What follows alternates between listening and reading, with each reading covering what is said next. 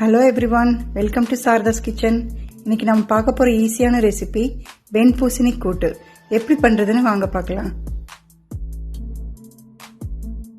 இன்னைக்கு நான் medium size வெண்பூசணி எடுத்திருக்கேன். இதை ரெண்டாக டிவைட் பண்ணி பாதி எடுத்துக்கலாம். ஒரு பாத்திரத்தில் 1/2 கப் கடலைப்பருப்பு எடுத்து வாஷ் பண்ணி வச்சுக்கலாம். குக்கரில் கழுவி வச்ச கடலைப்பருப்பை போட்டுட்டு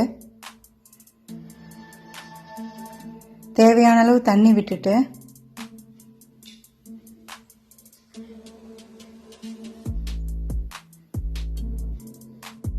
மூடி போட்டு 3 விசில் விட்டு குக் பண்ணி எடுத்துக்கலாம்.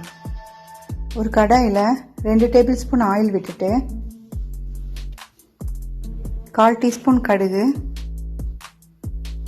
1/4 டீஸ்பூன் உளுத்தம்பருப்பு, 1/4 டீஸ்பூன் சீரகம், சிறிது கறிவேப்பிலை,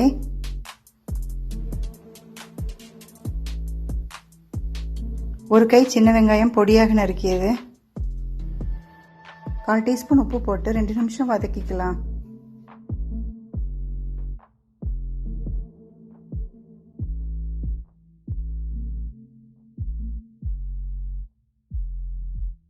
வெங்காயம் நல்லா வதங்கினதுக்கு அப்புறம் கொஞ்சம் பெருங்காயம்,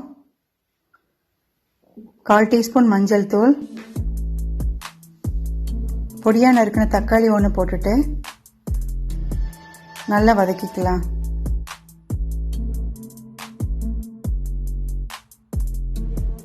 இப்போ வெங்காயம் தக்காளி எல்லாம் நல்லா குக் ஆயிருச்சு.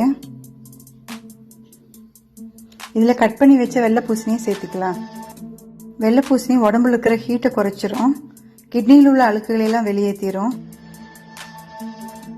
வெண்பூசணிக்கூட்டு காரக்குழம்பு ரசத்துக்கு ஒரு நல்ல காம்பினேஷன்.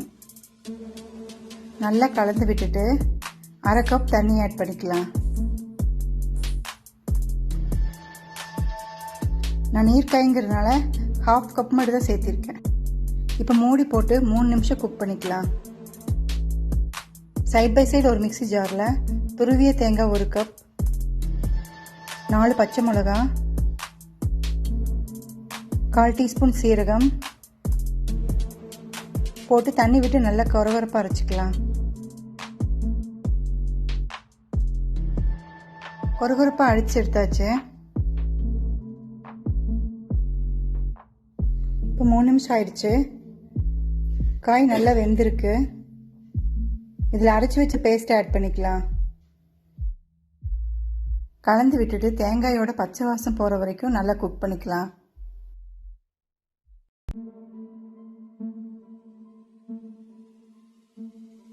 இப்போ வேக வச்ச கடலைப்பருப்பை ஆட் பண்ணிக்கலாம்.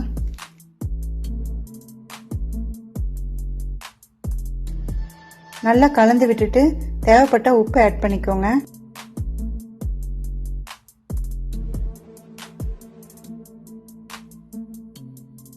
நான் 1/2 டீஸ்பூன் ஆட் பண்ணியிருக்கேன். இப்போ மூடி போட்டு 10 நிமிஷம் குக் பண்ணிக்கலாம். இப்போ சூப்பரான வெண்பூசணி கூட்டு ரெடி ஆயிடுச்சு. மல்லித்தலை தூவி இறக்கிக்கலாம்.